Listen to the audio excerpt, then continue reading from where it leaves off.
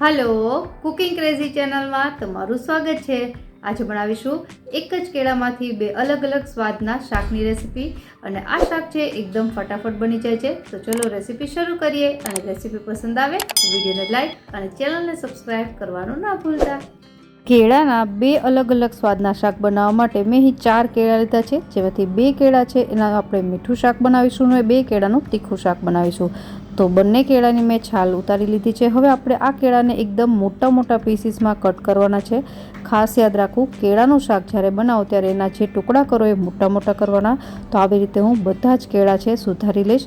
હવે આપણી પાસે બંને केळा है सुधाराईने तैयार थई गया है, जेमांथी एक शाक बनशे तीखुं अने एक शाक बनशे मीठुं।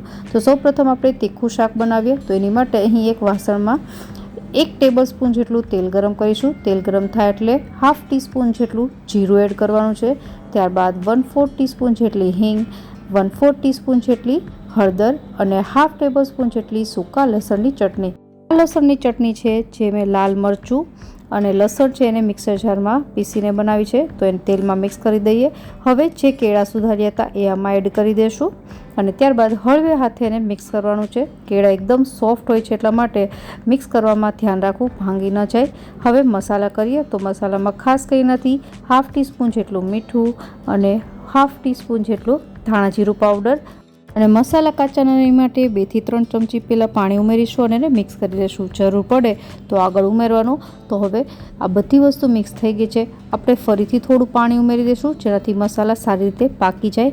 હવે આપણે આ કેળાના શાકને વધારે વાર પકવવાનું નથી, 1 જ મિનિટ માટે રાખી દઈશું અને હવે ગેસ બંધ કરી દઈશું। તો તમે જોઈ શકો છો આપણું કેળાનું શાક તૈયાર છે। છેલ્લે આપણે કોથમીર અને 1 ટીસ્પૂન જેટલા લીંબુનો રસ ઉમેરી દઈશું। લીંબુનો રસ ગેસ બંધ કર્યા બાદ જ ઉમેરવો અને એને મિક્સ કરી લઈશું। તો આપણું આ તીખું અને ચટપટું કેળાનું શાક તૈયાર છે। હવે આપણે આને સાઈડમાં રાખી દઈએ અને હવે બનાવીએ મીઠું શાક। તો મીઠા શાક બનાવવા માટે મેં એક ખાંડની દસ્તો લીધા છે, જેમાં એક તજનો ટુકડો છે એને ટુકડા કરીને આપણે એનો ફાઇન પાવડર બનાવવાનો છે।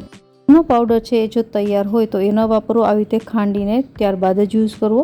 એની સુગંધ અને સ્વાદ છે શાકમાં ખૂબ જ સરસ આવે છે। તો પાવડર તૈયાર છે। હવે શાક બનાવીએ। તો અહીં એક પેનમાં આપણે 2 ટેબલસ્પૂન જેટલું ઘી ગરમ કરીશું।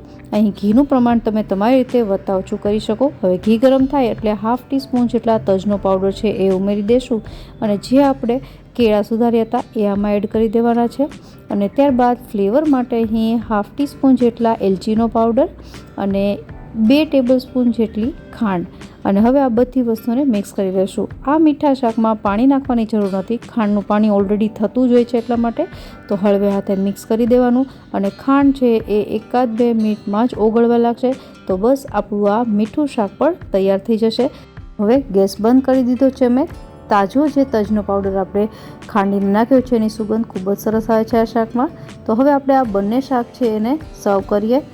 તો શાક બની ગયા પછી પણ તમે જુઓ તો કેળા છે એ ભાંગ્યા નથી। તો એનો મતલબ જ્યારે શાક બનાવો ત્યારે કેળાના ટુકડા એકદમ મોટા રાખવા।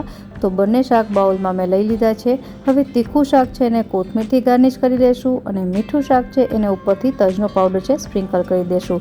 તો આશા રાખું રેસીપી જરૂરથી પસંદ આવી હશે। ફરી મળીએ નવી રેસીપી સાથે, ત્યાં સુધી બાય બાય।